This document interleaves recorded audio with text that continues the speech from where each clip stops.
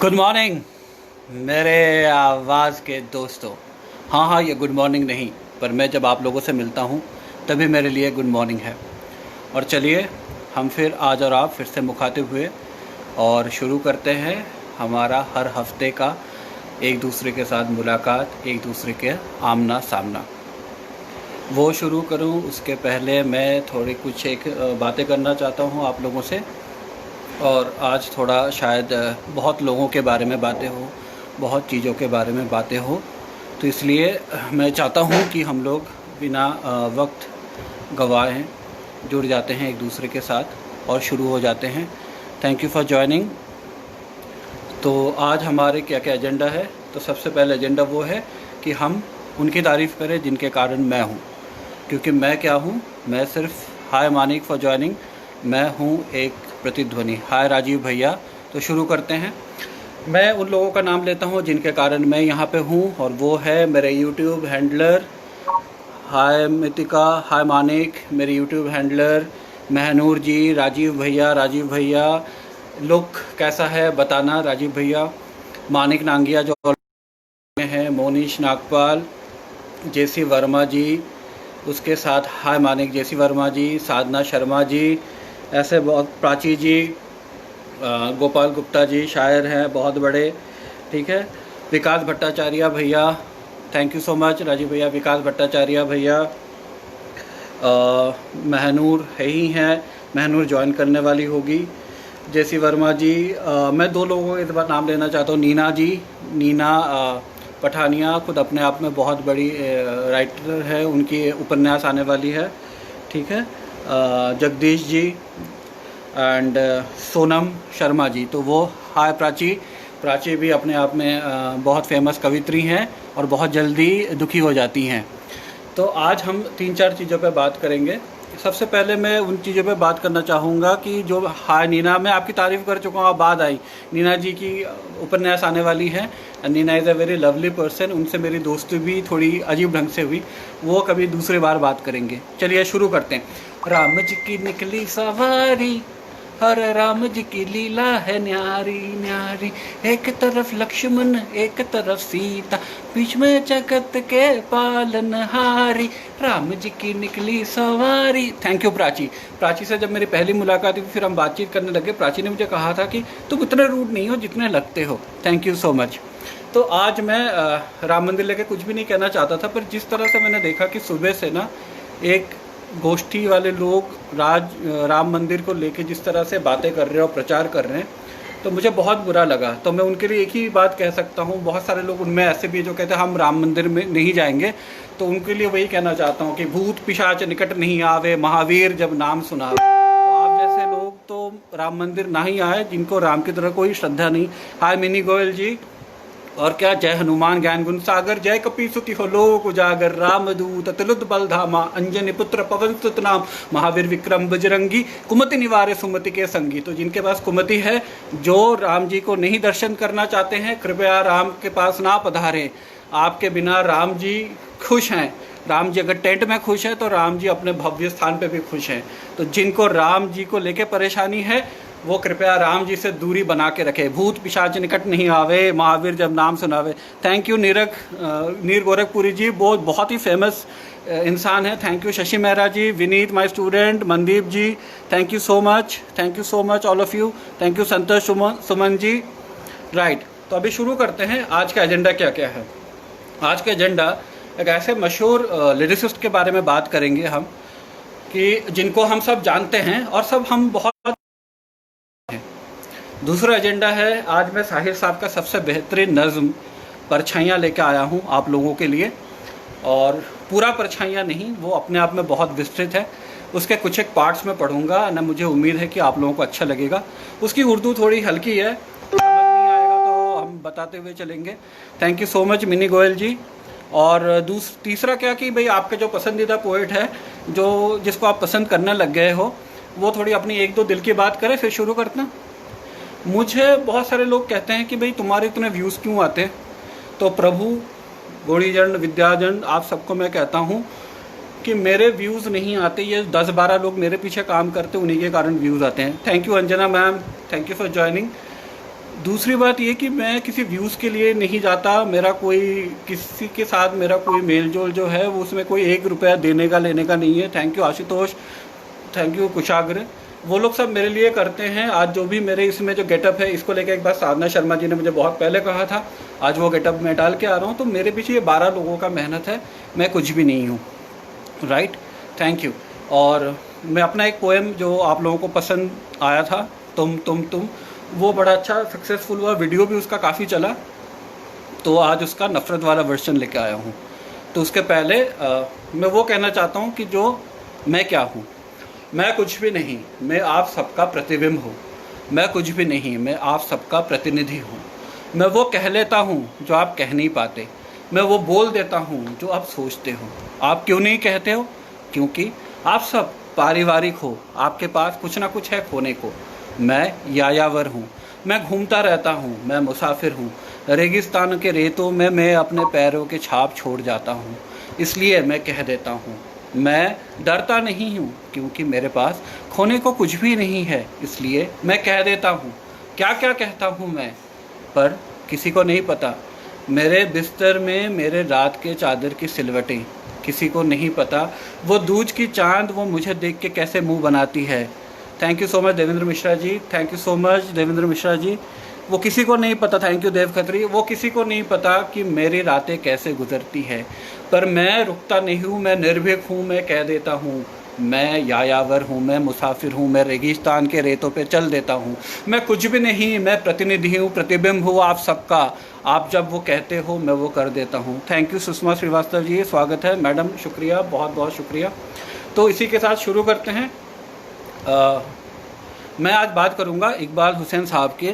Thank you Anjana गौर जी। इकबाल हुसैन साहब कौन थे? नहीं पता, कोई बात नहीं। वो एक ऐसे लिरिसिस्ट थे जिनको मैं कहूँगा कि आर के फिल्म्स के 4 स्तंभों में से एक, यानी हसरत जयपुरी साहब। The video is buffering, series network issue at my end, no issue. तो हसरत जयपुरी साहब के बारे में मैं बताऊंगा। उसके पहले मैंने उनकी बेटी, उनकी सुपुत्री किश्वर जी से मेरी बातचीत हुई, तो उन्होंने 2 नज़म कहे थे, पर मैं कुछ और बात करना चाहता हूँ। और वो ये बात ये है कि जो ये लोग सारा दिन हिंदू मुसलमान लड़ते हैं, मैं उनके लिए मैं ये सवाल पूछता हूँ कि जितने भी गाने मैंने यूट्यूब में हसरत जी के सुने, अजीब बात पता है क्या है उसमें ये है कि भाई रफ़ी जी की वाहवाही है, शंकर जयकिशन की वाहवाही है, हसरत जी का नाम तक नहीं लेते लोग। अरे वाह! अगर जो लोग लिखते हैं, जो लोग यहाँ पे व्यूअर्स में बैठे हुए हैं, वो जानते हैं किसी भी ट्यून पे लिखना कितना मुश्किल होता है। और वो भी कौन से गाने, बदन पे सितारे लपेटे हुए, या आजकल तेरे मेरे प्यार के चर्चे हर ज़बान पे, या कौन है जो सपनों में आया, कौन है जो दिल में समाया। और ये सब गाने जिसने लिखे हैं, आप उसकी कदर ही नहीं करते हो। वाह अरे दुनिया, मतलब मैं सच में ऐसी दुनिया देख के मैं आश्चर्य हो जाता हूँ। ये यायावर इसलिए मैं कह देता हूँ। बहुत कुछ, थैंक यू सुषमा जी। तो मैंने एक अजीब बात कहता हूँ, जब मैं बहुत छोटा था, ये राज कपूर साहब का ये गाना आता था, रमैया वसावैया रमैया वसावैया। तो ये सुन के ना मैं सोचता था, यार कौन है ये आदमी जिसने ऐसे गाने लिखे, और कौन है ये आदमी राज कपूर जिसने ऐसे गाने को पिक्चराइज किया। मतलब मैं बहुत छोटा था, 8-10 साल का, और चित्रहार में ये सब गाने बहुत आते थे। तो एक उस तरफ से ना मैं राज कपूर की तरफ मेरा एक अट्रैक्शन या रिस्पेक्ट आया। पर आप सोचिए, जिस इंसान ने वो गाना लिखा कि मैंने दिल तुझको दिया, मैंने दिल तुझको, इतना सिंपल लफ्ज़ में आप किसी से प्यार का इजहार करते हो और आप उसका कुछ जिक्र ही नहीं करते। मतलब जो मैं ये इसलिए कह रहा हूँ कि जो लोग हर चीज़ पे अपने आप को कहते हैं कि भाई हम ये है वो है, हमारी जो धरोहर है उर्दू उसको ख़त्म किया जा रही है, तो भाई आप उनकी भी तो रेस्पेक्ट करो ना, जिन्होंने इतना बढ़िया काम करके गए हैं। और अजीब बात क्या है कि मेरे जैसे एक दर्रे को बताना पड़ रहा है कि भाई वो क्या काम करके गए हैं। मतलब हमें, we should feel ashamed, collectively we should feel ashamed. क्योंकि अगर आप देखें हसरत जयपुरी साहब का जो 2 गाने मुझे उन्होंने कहा था किश्वर जी ने, तो मैं उनके बारे में जिक्र करते हैं कि महबूबा महबूबा ओ महबूबा। तो जिसमें अगर आप देखें राज कपूर साहब उसमें ट्विस्ट करते हैं, वो गाना सुनेंगे तो वो गाना ऐसे लय में है कि खड़े होकर आप भी नाचने लग जाएंगे। So this is the beauty of Hasrat जयपुरी's lyrics. दूसरा क्या था, जो लव इन टोक्यो में गाना था, ओ मेरे शाह खुबा ओ मेरे जाने जनाना, तुम मेरे साथ होती हो कोई दूसरा नहीं होता। Such a beautiful use of words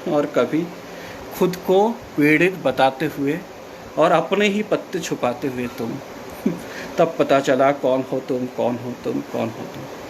हर मोड़ पे जब तुम मुझे कहती रही कि मैंने तुम्हारे ज़िंदगी को आज़ाब बना रखा है, और अगले ही पल उस गज़लकार के साथ झूमते गाते हुए देखता, तो पता चलता कौन हो तुम, कौन हो तुम, कौन हो तुम। बात भूल भी जाता, पर हर एक बड़े आदमी के साथ पाने के लिए लालायित हो तुम, ये हो तुम, ये हो तुम, ये हो तुम। इसलिए मेरे नफ़रत में हो तुम, मेरे नफ़रत में हो तुम, मेरी नफ़रत में हो तुम। सुबह शाम जिसे देखना चाहता हूँ वो हो तुम, क्योंकि तुम्हें देख के अपने नफ़रत को ज़िंदा रखना चाहता हूँ, इसलिए हो तुम, इसलिए ज़रूरी हो तुम। मैं मोहब्बत करके मंजिल तक पहुँचूँ ना पहुँचूँ, मैं अदावत करके अपने मंजिल को हासिल करूँगा। ये हूँ मैं और वो हो तुम, तुम तुम तुम। तुम्हें जिसे कभी किसी का भ्रम नहीं, वो हो तुम जब कभी पीड़ित हो, और थैंक यू अश्विनी, कभी पीड़ित हो और कभी चालाकी से अपने पत्ते छुपाते हुए तुम, जो सिर्फ अपने खुदगर्जियों में भरी हुई हो, वो हो तुम, तुम तुम तुम। जिसे देखकर मेरा खून खौल उठे, वो हो तुम। तुम्हें देखता हूँ तो मेरे अंदर की नफ़रत ज़िंदा रहे, वो हो तुम। इसलिए तुम तुम तुम तुमने मोहब्बत की मंजिल दी है, और तुमने अदावत की भी। मैं अदावत से ज़िंदा रह लूँगा, मैं अदावत से जीत लूँगा, मैं अदावत से जी लूँगा। वो हूँ मैं और क्या हो तुम। Thank you so much Prachi, आपको अच्छा लगा।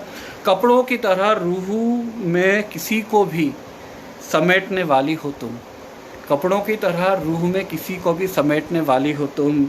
खूबसूरत अजगर हो तुम, मैं नागिन नहीं कहूँगा, अजगर हो तुम, जो किसी को भी अपने बंद उसमें बांध दे, वो हो तुम, तुम तुम तुम। शैतान की रूह से निकलने वाली एक धुआं सी हो तुम। कई बार हम देखते हैं ना, जो पीर फकीर आते हैं वैसे फूंक मारते और कहते धुआं निकलता, तो उसी पे कहा कि मैंने कपड़ों की तरह रूह में किसी को भी बसाने वाले खूबसूरत अजगर सी हो तुम। शैतान के रूह से निकलने वाली धुएं सी हो तुम और तुम। मैं चाहता हूँ एक बार तुम सुनो इसे, क्योंकि तुम्हें भी पता चले कि मैं कितना नफ़रत करता हूँ जिससे। वो हो तुम इंसान किसी मोहब्बत के लायक नहीं, तुम सिर्फ मेरे अदावत के लायक हो। वो हो तुम, वो हो तुम, वो हो तुम। कैसे शीशे में खुद को देखती हो, ये पूछता हूँ मैं। थैंक यू विवेक मिश्रा जी, ये मेरे स्टूडेंट रहे हैं। कैसे शीशे में खुद को देखते हो तुम, सिर्फ एक छल, फरेब और धोखे की जीती जागती मिसाल हो तुम। कब तक अपने रूप और रंग के दम पे जीतोगी, कभी तो इस खेल में भी हारोगी तुम। विवेक तो उनको मैंने याद नहीं किया, तो उनको बता दूं कि भाई उनको एक बार कवर ड्राइव मारा था मैंने 4 रन के लिए, अगली बॉल सीधा मेरे लेफ्ट टो में लगी थी। No issue Rahul, thank you so much. तो विवेक जी मुझे याद है, thank you Anuj for joining. तो यहाँ से शुरू करते हैं दोबारा कि कपड़ों की तरह रूह में किसी को भी बसाने वाली एक खूबसूरत अजगर सी हो तुम। शैतान की रूह से निकलने वाली धुएं सी हो तुम। और मैं चाहता हूँ ये सारी लफ्ज़ तुम सुनो, तुम। Thank you Iqbal sir. इस लुक के ऊपर मैं आता हूँ। कैसे शीशे में खुद को देखती हो तुम, सिर्फ छल, फरेब, धोखे की जीती जागती मिसाल हो तुम। कब तक इसी अपने रूप के दम पे खेलोगी, कभी तो हारोगी तुम। कभी किसी पब्लिशर, कभी किसी डॉक्टर, कभी कौन किससे बड़ा, ये हिसाब लगाती हो तुम। कभी कोई पब्लिशर, कभी कोई डॉक्टर, कभी तुम्हारे कोई स्कूल से जुड़ा हुआ इंसान, कौन किससे बड़ा, इसका हिसाब लगाती हो तुम। फिर उसके पोस्ट पे लाइक और कमेंट करती हुई पाई जाती हो तुम। कैसे अपने आप को शीशे में देखती हो तुम। चलो मैं तो ना समझ था बड़े बड़े उस्तादों को और समझदारों को। Thank you Mainoor for joining. बड़े बड़े उस्तादों और समझदारों को ना समझ बनाने वाली तुम। हर एक के सर पे जादू सा चढ़ी हुई हो तुम। हर एक को इस्तेमाल करने में माहिर हो तुम। मेरे नफ़रत में तुम, मेरे ज़िंदगी भर के नफ़रत में तुम, मेरे कड़वाहट में तुम, जिसे देख के मेरा खून खौल उठे, वो हो तुम। Thank you so much Iqbal Glen sir for the looks. Thank you Vivek Rajeev भैया। इस पे भी मैं कहना चाहता हूँ, Sushma ji thank you for joining. बहुत सारे फीडबैक आए, बहुत अच्छे फीडबैक आए आप सबके। कॉल्स फीडबैक्स, तो उसमें सब ने ये कहा कि भाई मैं बहुत अच्छी तरह बोल लेता हूँ कैमरा के सामने और ये सब। तो मेहनत है ऑब्वियसली, पर इसमें सबसे अच्छी बात मैं बताना चाहता हूँ कि एक बंगाल के बहुत बड़े सुपरस्टार रहे हैं, हाय नमिता जी, बंगाल के बहुत बड़े सुपरस्टार रहे उत्तम कुमार साहब। तो एक बार मैं किशोर दा के कुछ गाने सुन रहा था, सुनते सुनते उन तक पहुंचा, और उनके लुक और उनके कैमरे की तरफ फ्रेंडलीनेस और वो कैमरे को कैसे यूज़ करते हैं, उस चीज़ से मैं बहुत प्रभावित हुआ। और इतना प्रभावित हुआ तो इसलिए उनको ज़्यादा से ज़्यादा देखता गया हूँ। तो आज जो भी इस चीज़ का आ रहा है इम्पैक्ट, वो उनकी तरफ है। अब मैं एक चीज़ हमेशा मानना चाहता हूँ, धो डाला, अच्छा थैंक यू सो मच। मैं एक चीज़ हमेशा मानना चाहता हूँ और हमेशा कहना चाहता हूँ कि मैं बहुत मेहनत करता हूँ हर एक लाइफ के पीछे। मैं टैलेंटेड नहीं हूँ, आप सब जानते हैं, मैं मेहनती हूँ और मैं इस मेहनत को लेके आता हूँ। चलिए अब कुछ और बातें करें। अब तो ये इतनी नफरत वाली बात होगी थोड़ी सी, एक बुरा ना माने तो, मैं कर्म से हिंदू, मैं धर्म से हिंदू, मैं सती के शंखनाद से हिंदू, मैं गांडीव वाला अर्जुन हूँ हिंदू, मैं यहाँ प्रचंड रूप में हिंदू, मैं हिंदू, मैं हिंदू, मैं हिंदू। थैंक यू सो मच, इसका बेहतरीन थैंक यू सो मच। तुम thank you Rachna ji for joining. सारा बहुत दर्द समेटे हुए हो तुम। नहीं मैम, मैं बहुत अच्छा एक्टर हूँ, जब कैमरा ऑन हो जाता है तो मेरे अंदर का एक्टर बाहर आ जाता है। Thank you so much. ठीक है, तो दूसरा एक और छोटा सा है कि है शंखनाद फिर से, है शंखनाद फिर से, है यूं ही प्रपात फिर से, है गांडीव पे प्रत्यंचा, है गांडीव पे प्रत्यंचा, यू लुक लाइक यू के। नहीं, ऐसा में उत्तम कुमार साहब थे, वो आज भी मैटिनी आइडल है और उनका मैं चरण स्पर्श भी नहीं कर सकता। करी गई वो बेवफाई तो क्या, कोई बात नहीं नीना जी, कोई मैं एक चीज़ बताऊं आप लोगों से, एक चीज़ मैं बताना चाहता हूं। आज मैंने कुछ एक पोस्ट डाले थे परसों या नरसों, तो बहुत लोगों को ये बुरा लगा। देखो, मैं जो भी आप लोग मुझे सुन रहे हैं ना, हाँ मैंने आप सबको रिक्वेस्ट कहा आने के लिए, मैं मानता हूँ आप मेरे दोस्त हो, मैं सबको रिक्वेस्ट करता हूँ, पर मेरे जो भी ग्रोथ है या मेरे जो भी व्यूवरशिप है ना, मैं दोबारा कह रहा हूँ, वो किसी गुटबाजी से नहीं है भाई, पूरा का पूरा जिगरा बाहर आ गया। थैंक यू कुलीन जैन साहब। तो किसी मेरी गुटबाजी से नहीं है मेरे व्यूज़ आप लोगों के कारण है। अगर पिछले 1 साल 2 महीने में मेरा राइज और ग्रोथ हुआ है, वो सब आपके कारण, और वो 10-12 लोग जो हमेशा से मदद करते रहे हैं उनके लिए। और ये प्राची से अच्छा कोई नहीं बता पाएगी, क्योंकि प्राची ने मुझे पहली बार पढ़ते हुए देखा और आज भी देख रही है। Hard work beats talent and talent. कोई बात नहीं विवेक, आप मुझसे प्यार करते हो इसलिए कहते हो। तो चलो एक साहिर साहब की परछाइयाँ पढ़ते हैं, ये खालिस उर्दू है और ये मुझे उम्मीद है कि आप लोगों को अच्छा लगेगा। और ये रोमांटिक पोएम है और परछाइयाँ बहुत बड़ी पोएम है, तो इसलिए इसके कुछ एक पार्ट से मैं पढ़ूँगा। दूसरी बात ये कहना चाहता हूँ कि परछाइयाँ जो है वो साहिर साहब ने अपने जो मकान बनाया था उसका भी नाम उन्होंने परछाइयाँ रखी थी, तो इसलिए मेरे दिल के बहुत करीब है। और मैं कुछ और पोएम पढ़ना चाहता था, नज़म पढ़ना चाहता था, पर मुझे लगा नहीं एक बार परछाइयाँ पढ़ दूँ, क्योंकि यह रोमांटिक भी है और इसमें जो मुझे एक अजीब सी बात लगी है पढ़ के, इसको हम हिंदू मुसलमान से ना जोड़ें, इसको पढ़ के ऐसा लगता है जैसे कश्मीर का हालत वो 1956 में ही कह गए। तो चलिए शुरू करते हैं। परछाइयाँ। जवां रात के सीने में दूधियाँ आंचल, जवां रात के सीने में दूधियाँ आंचल, मचल रहा है किसी ख्वाबे मरमरी की तरह, मचल रहा है किसी ख्वाबे मरमरी की तरह। महनूर जी, आपको पूरा हक है, जहाँ जहाँ गलत जाऊँ आप ज़रूर बताएं। हंसी फूल, हंसी पत्तियाँ, हंसी शाखें, लचक रही है किसी जिस्म नजानी की तरह, किसी जिस्म नाजनी की तरह। फ़िज़ा में खुल सा गया है उफ़क़ के नर्म खतूत। हंसी फूल, हंसी पत्तियाँ, हंसी शाखें, लचक रही है किसी जिस्म नाजनी की तरह। फ़िज़ा में घुल से गए हैं उफ़क़ के नर्म खतूत। ज़मी हंसी हैं ख्वाबों के सरज़मी की तरह, तसव्वुरात की परछाइयाँ उभरती हुई। Just close your eyes and try to imagine, and if I am good enough you would imagine कि वो क्या कह गए।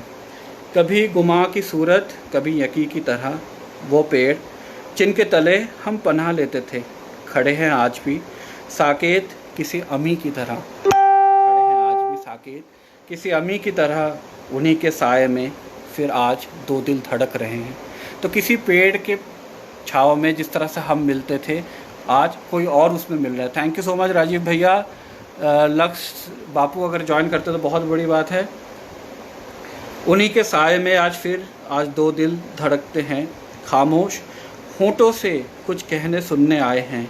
न जाने कितने कशाकश से, कितनी काविश से ये सोते जागते लम्हे चुरा के लाए हैं। दोबारा गौर फरमाइएगा।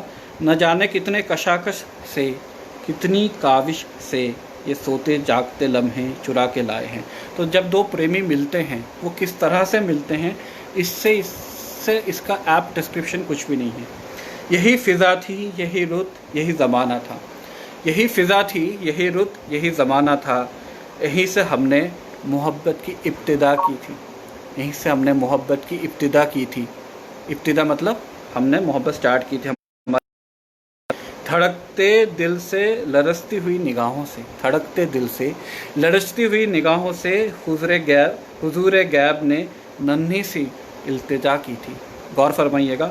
धड़कते दिल से लरसती हुई निगाहों से हुजूर गैब में नन्ही सी इल्तिजा की थी कि आरज़ू के कवल खिलके फूल हो जाए, कि आरज़ू के कवल खिलके फूल हो जाए, दिलो नज़र की दुआएं कबूल हो जाए, दिलो नज़र की दुआएं कबूल हो जाए।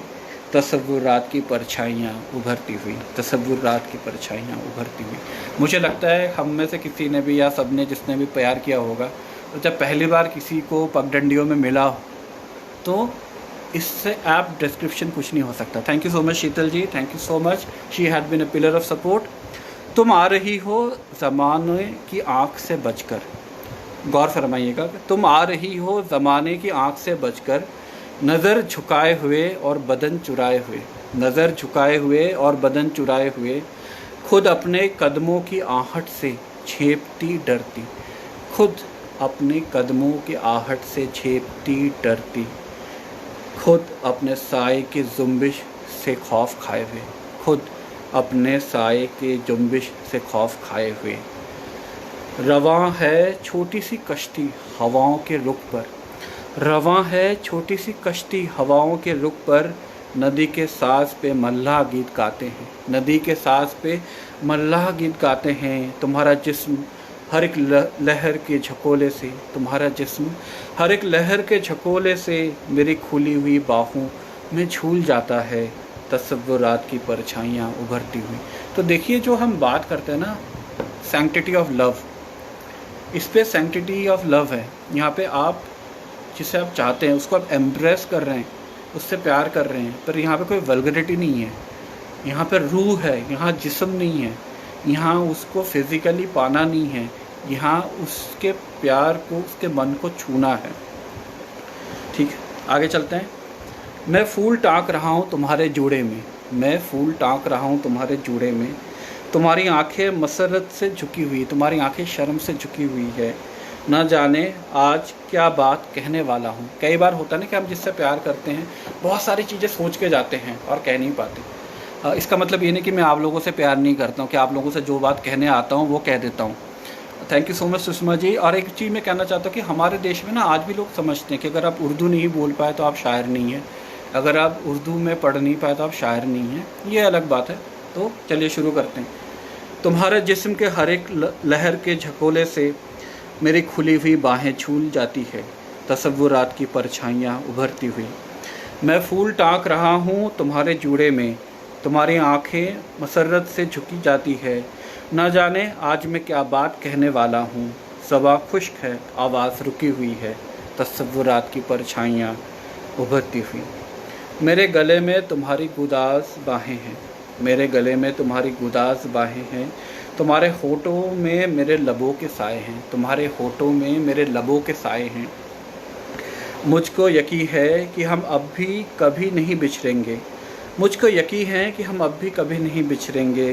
तुम्हें गुमा है कि हम मिलके भी पराए हैं, तसव्वुरात की परछाइयाँ उभरती हुई। ये जो है मैं साहिर साहब से क्यों रिलेट करता हूँ, ये मैंने जब शुरू में एक प्रोग्राम किया था तब मैंने बताया था, आज भी बताना चाहता हूँ।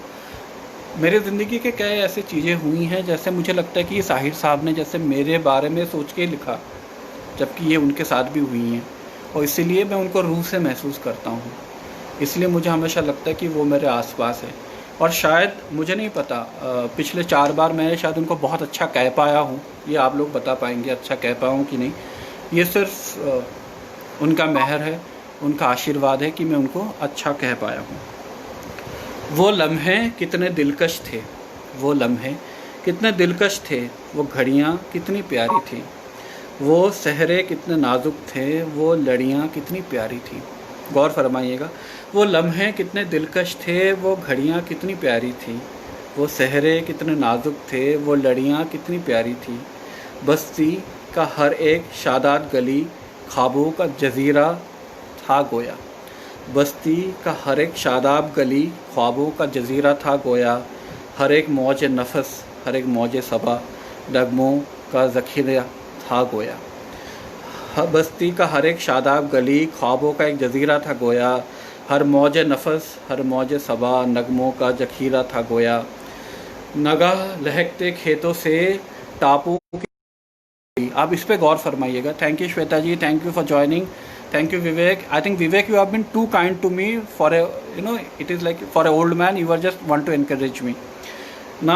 आप देखिए, यह मोहब्बत थी। अब मोहब्बत में क्लाइमेट कैसे बदल रहा है और कैसे हमारे आसपास के फ़िज़ाओं में जहर खुल रहा है, बारूद मिल रहा है, तो उसको गौर फरमाइएगा कि नगाह लहकते खेतों से टापों की सदाएं आने लगी, बारूद की बोझल बू लेकर परछम हवाएं आने लगी, बारूद की बोझल बू लेकर पश्चिम से हवाएं आने लगी।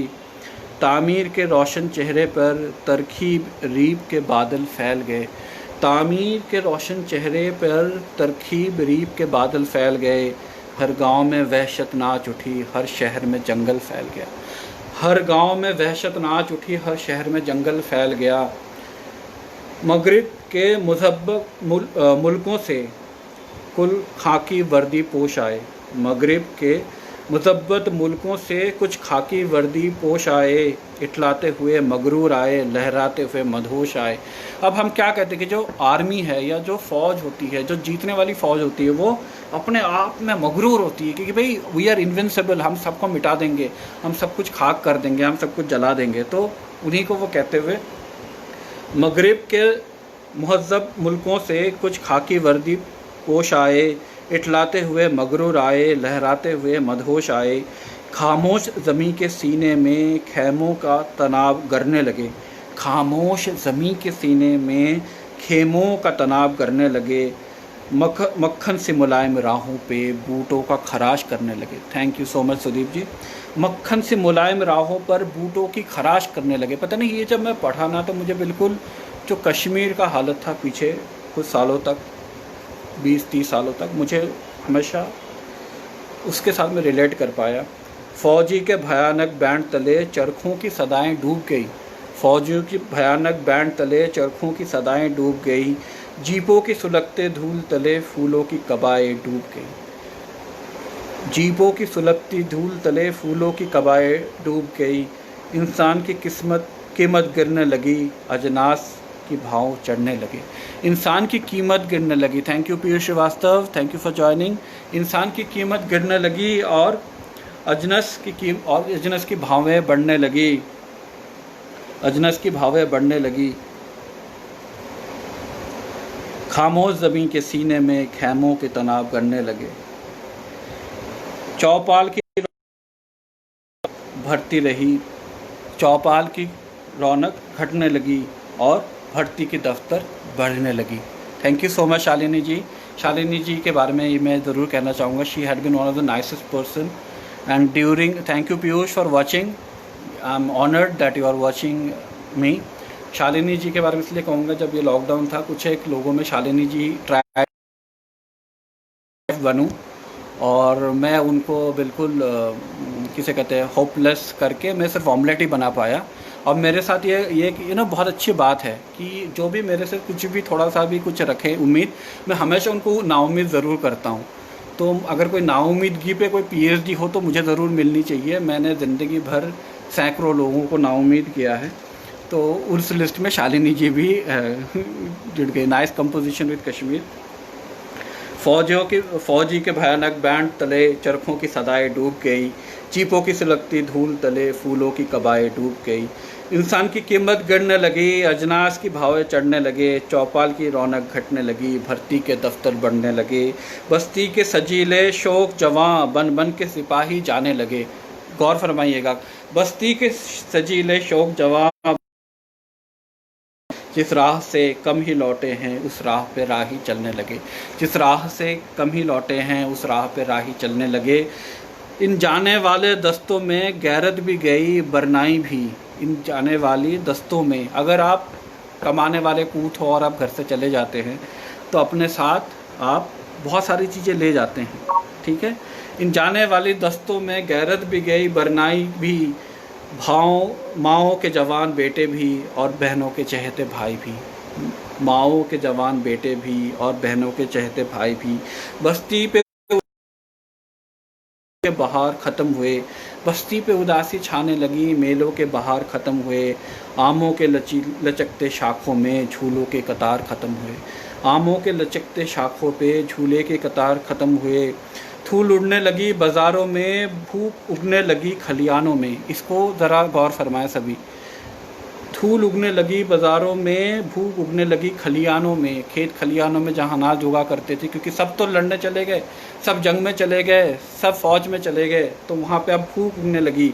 हर चीज़ दुकान से उठकर रूपोश हुई तहखानों में। तो देखिए, ब्लैक मार्केटियर हमेशा से थे, ये नहीं कि आज हम जो चीज़ें देख रहे वो नहीं थे, कि हर चीज़ दुकान से उठकर रूपोश हुई तहखानों में। बदहाल घरों की बदहाली बढ़ते बढ़ते जंजाल बनी। बदहाल घर की बदहाली बढ़ते बढ़ते जंजाल बनी। महंगाई बनकर काल बनी, सारी बस्ती कंगाल बनी। महंगाई बढ़कर काल बनी, सारी बस्ती कंगाल बनी। इस पर मैं एक चीज़ कहना चाहता हूँ। जब मैं बहुत छोटा था, मेरे दादाजी ज़िंदा थे, तो वो बाज़ार जाएंगे, रोज़ ख़रीद के लाएंगे, है ना। और हर बार 3-4 वो सेंटेंसेस मुझे आज भी याद है कि बाज़ारों में आग है। मैंने कहा आग है मतलब कहाँ आग लगे, कितनी सामान आग है, छू नहीं पा रहा हूँ। मैं क्यों छू नहीं पा रहा हूँ, कितनी नहीं, कीमत इतना ज़्यादा है। दूसरा वो कहते थे, कुछ चाइनीज़ टाइम में हुआ करता था कि भाई आप बोरियां भर के पैसे ले जाएंगे और मुट्ठी भर शक्कर लेके आएंगे। रोटी कपड़ा और मकान में भी हुआ था। तीसरा कि हम आगे से ना ये खरीद नहीं पाएंगे। और चौथा कि ये तो पहले वाला ज़माना अच्छा था, ठीक है। मेरे दादाजी गुजरे हुए 12 साल हो गए, 2008 में 28 नवंबर को गुजरे। और आज भी मैं वही सुनता हूँ जो मैं आज से, जब मैं छोटा था तब भी सुनता हूँ। तो जो हमारी सोसाइटी है उसमें कोई बदलाव नहीं आया। अगर हम देखें, धूल उड़ने लगी बाज़ारों में, भूख उगने लगी खलियानों में। हर चीज़ दुकान से उठकर रूपोश हुई तहखानों में। बदहाल घरों की बदहाली बढ़ते बढ़ते जंजाल हुई। महंगाई बढ़कर काल बनी, सारी बस्ती कंगाल बनी। चरवाहियाँ रास्ता भूल गए, जनहरियाँ पनघट छोड़ गए। कितनी कुंवारी अबलाएँ माँ बाप के चौखट छोड़ गए। इफलास ज़दा दहकानों के हलबल बिक गए, खलियाने बिके। इफलास ज़दा दहकानों के हलबल बिके, खलियाने बिके। तामीर के रोशन चेहरे पर तकरीर रौब के बादल फैल गए। तामीर के रोशन चेहरे पर तकरीर रौब के बादल फैल गए। हर गांव में वहशत नाच उठा, हर शहर में जंगल फैल गए। हर गांव में वहशत नाच उठा, हर शहर में जंगल फैल गए। ये जो है, अगर आप पूरा अभी जो भी हमारे सोसाइटी में आज भी होता है ना, हम एक हमारे सोसाइटी में स्पेशली हमारे डेमोक्रेसी में एक प्रॉब्लम है कि हम सोचते हैं कि भगवान ने हमें ज़ुबान दी तो हमें कुछ ना कुछ कहना है, ठीक है। मैं ये किसी भक्ति मोदी भक्ति या बीजेपी के लिए नहीं कह रहा। जो लोग घर चलाते हैं वो जानते हैं घर चलाना कितना मुश्किल है। ऐसे ही सैकड़ों करोड़ों घरों को लेकर एक देश बनता है। ऐसे ही हज़ारों करोड़ों घरों के साथ दूसरे घर, जिसे कहते हैं हमारे नेबर, उनके साथ चीज़ें लेकर देश बनता है। एक देश चलाना इतना आसान होता तो बात ख़त्म होती। अगर ये सारी बातें इतना आसान होता तो आप और मैं यहाँ नहीं होते, हम सब बना रहे होते। मैं इस चीज़ पे ना एक दूसरा चीज़ अपने बचपन से ना मैं पढ़ता आया हूँ कि अच्छा है हम लोग फ्यूचर को नहीं जानते, अच्छा है हम फ्यूचर को नहीं जानते। क्यों? मैं सोचता था, क्यों बच्चा था ना, क्यों नहीं जानते, जानते तो अच्छा होता ना। तो जानते तो शायद पागल हो जाते, जानते तो शायद मर खप जाते, जानते तो शायद आगे के दुख में पता नहीं क्या कर देते। क्योंकि हमें पता नहीं है इसलिए हम जिंदा है। अगर पता होता तो हम शायद ज़िंदा ही नहीं रह पाते। और जिन्हें पता होता था, thank you Arindam ji. Arindam ji is magistrate, जिसे कहते हैं योर ऑनर। वो हैं, वो मुझे एक फ़िल्मी उसमें मिले थे और बिल्कुल बहुत ही उनमें और मेरे में एक बहुत बढ़िया कॉमन फैक्टर कि हम दोनों अमजद खान साहब के बहुत बड़े मुरीद हैं। दोनों को अमजद खान साहब बहुत पसंद है और अरिंदम दत्ता जी नॉट ओनली सरकारी महकमे में बहुत ऊपर हैं, पर मैं प्यार से उनको योर ऑनर कहना चाहता हूँ, जो मुझे बहुत खुशी होती है।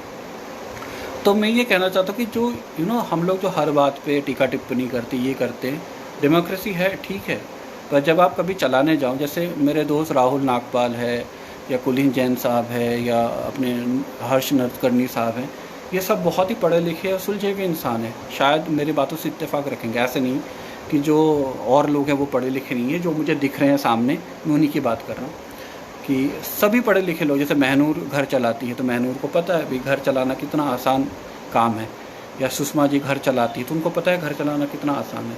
तो उसी तरह सैकड़ों करोड़ों घर चलाना क्या आसान काम है? कायस्ते Itisha Arya ji, thank you so much for joining. तो इसीलिए हम लोग, मुझे लगता है हम डेमोक्रेसी का बहुत गलत इस्तेमाल करते हैं। हम डेमोक्रेसी मतलब ये सोचते हैं कि हम कुछ भी बोल दें, उसका इफ़ेक्ट नहीं समझते। अभी पीछे मैं इसलिए कहना चाहता हूँ कि अमिताभ बच्चन लेके किसी ने बहुत बवाल मचाया, मैंने भी एक पोस्ट डाला था। मुझे लगता है कि आप जितने ऊपर जाते हैं आपको उतना चीज़ों को छोड़ते रहना चाहिए, राइट भाई। आप अमिताभ बच्चन हो, मैं आपको गाली देके मैं मशहूर बनूंगा, आप मुझे गाली देके, मेरा यही कारण था इस पोस्ट का। इस बात को आप लोग ज़रूर समझें कि जैसे मैं एक चीज़ बताना चाहता हूँ, पिछले 4 जुलाई से 1 महीने हो गए जब मेरे live, thank you Jamal ji for joining, जो मेरे लाइव थोड़े पॉपुलर हो गए, लोग देखने लग गए। बहुत लोग जो मेरे करीब थे मुझसे दूर होने लग गए, क्योंकि उनको लगता कि अच्छा अब तो इसका नाम बनने लग गया है। आप जाके उनको क्या बताएंगे कि जी मैं रोज़ 6 घंटा प्रैक्टिस करता हूँ, कि जी मैं रोज़ ये मेहनत करता हूँ, जी मैं वो मेहनत करता हूँ। Thank you Jamal ji welcome from Pakistan. या मैं महनूर को कितने बार तंग करता हूँ कि अच्छा बताओ मेरे प्रोनाउंसिएशन ठीक है कि नहीं है, और महनूर बेचारी शर्म के हमारे कह नहीं पाती कि तुम गलत सलत बोलते हो, वो कहते हैं हाँ तुम बहुत अच्छा बोल रहे हो। पर महनूर है जो मेरी यूट्यूब के चैनल बनाती हैं, जेसी वर्मा जी आज आए नहीं, साधना शर्मा, शैरन, ये लोग हेल्प करते हैं मुझे ग्रो करने में।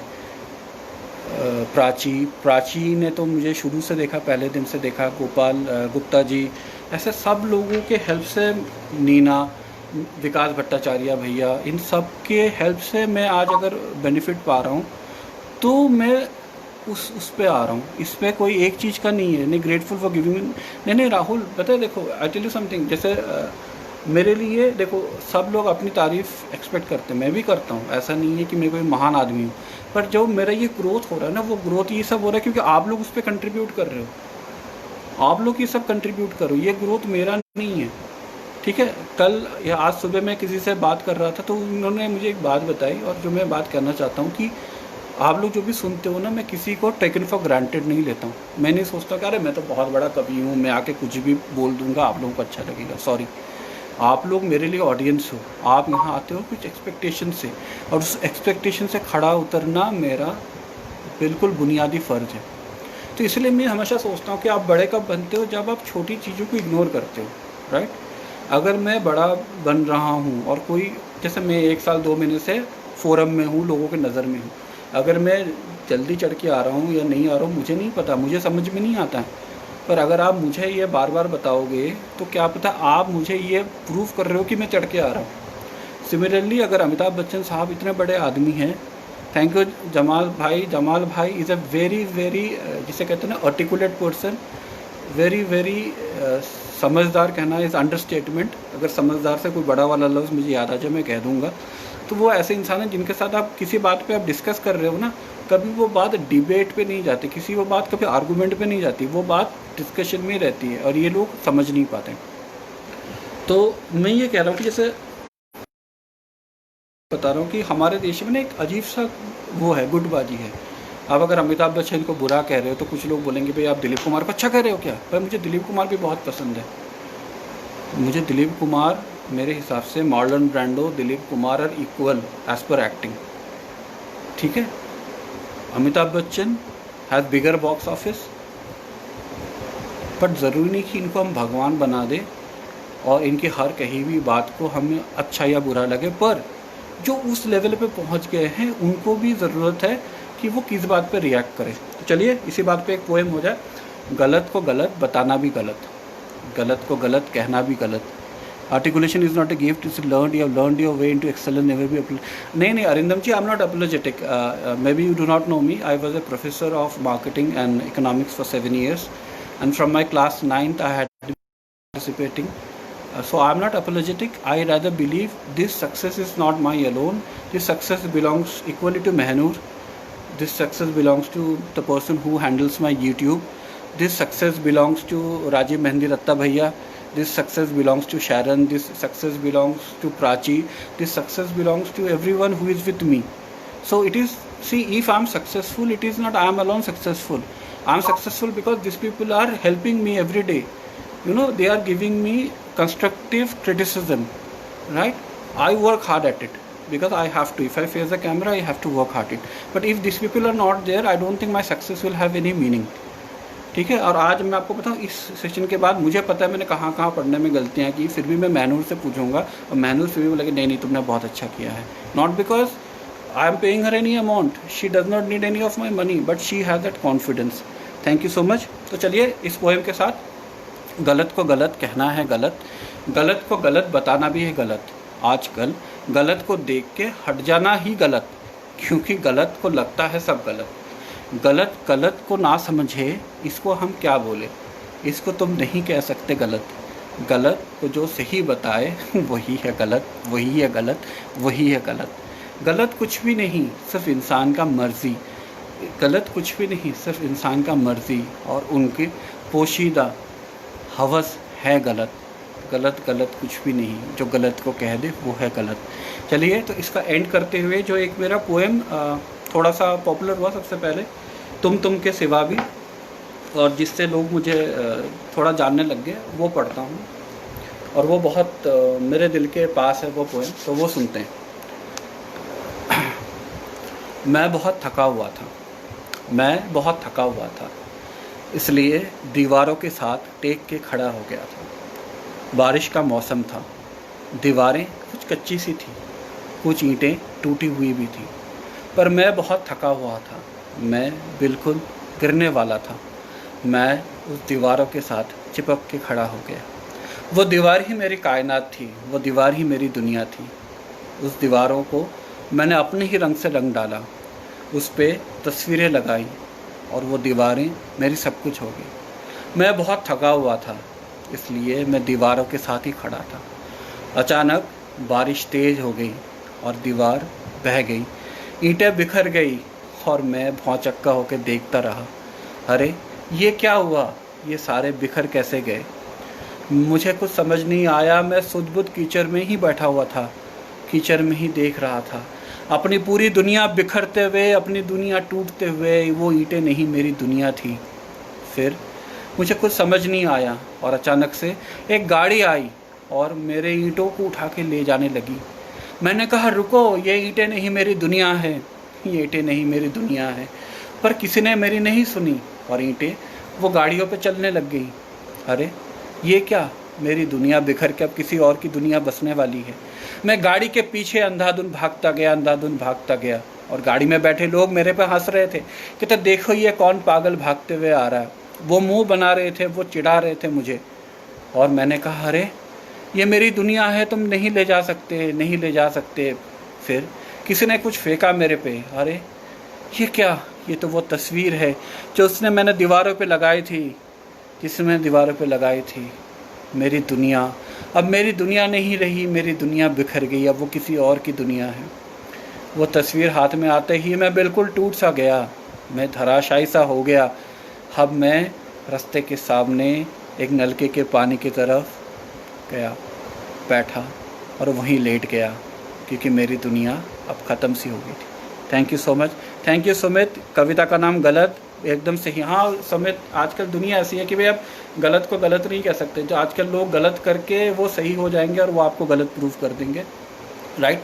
चलिए चलते चलते मैं एक और बात कहना चाहता हूँ कि ये मेरा ये मानना है, everything you know is required. जब हम कैमरे के सामने परफॉर्म करते हैं, ये अलग बात है कि शायद मैं कैमरे में अच्छा लगता हूँ या जो भी मेरा प्रैक्टिस है या जो भी उत्तम कुमार साहब का आशीर्वाद है।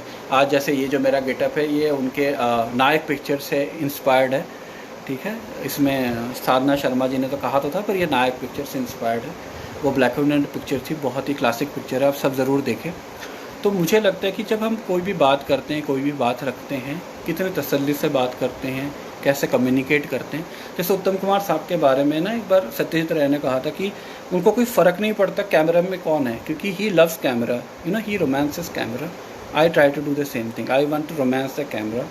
आई look at the people because they are my expectations. अगर वहाँ पे राहुल बैठे हैं, जमाल साहब बैठे हैं, महनूर, राजीव भैया बैठे हुए हैं, तो वो इसलिए राजीव भैया ये पूरे पीक टाइम होता है उनके काम का, 7 बजे से 8:30 9 बजे तक।